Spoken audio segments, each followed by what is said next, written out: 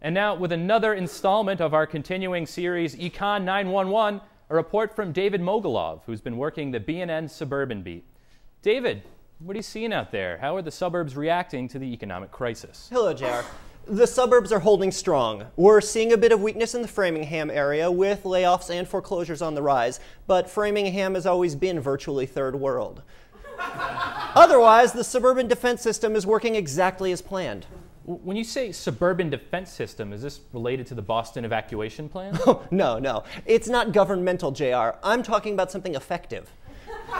This was developed by a group of wealthy business leaders. With an eye to the common good, they have consolidated key resources at strategic locations, grand fortresses that spit in the face of God and labor unions alike. The largest of these, such as Deval Patrick's Milton Estate and Boston Scientific founder John Abel's in Concord, are fully operational, unharmed by the surrounding chaos, and ready to repel any attack. You mean that wealthy suburban homes are in some sort of heightened defense posture? Indeed. In response to the recession of the 80s, a group of men convened on a Brookline golf course and planned the construction of fortifications all around the city in a double layer at 128 and 495.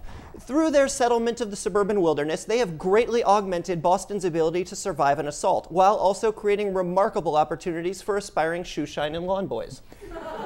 You're saying that the state is counting on wealthy suburbanites ensconced in their living rooms to save us, like some kind of vassal lords? Exactly. Think of it as an economic Norman conquest, except instead of French knights, it's being led by vice presidents of marketing. And instead of capturing old England, we're protecting New England. Can't you sense the serfs getting restless, JR?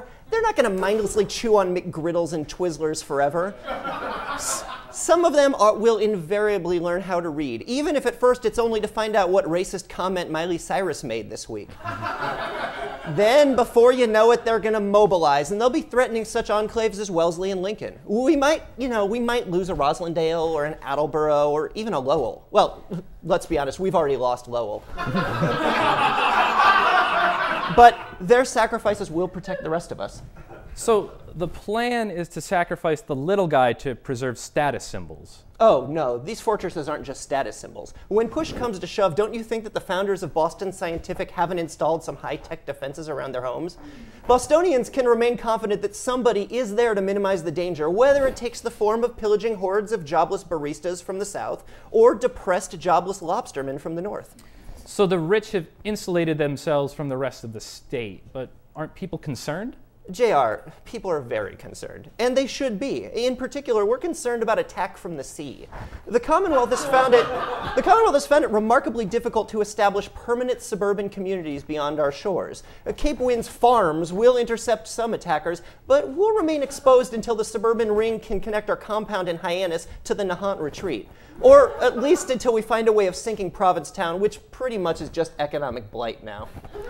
David, we can't just build a barrier in order to ignore the things that bother us. The world's just way too interconnected. Can't we? We've already built the walls. What do you mean? There aren't any walls or towers anywhere. Oh, JR, you're so literal, so naive. If you don't mind my asking, have you been to West Roxbury lately?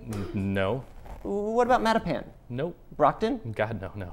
Did you stop any holiday parties at Dudley Square? No. CJR, not all walls are made of stone. Now,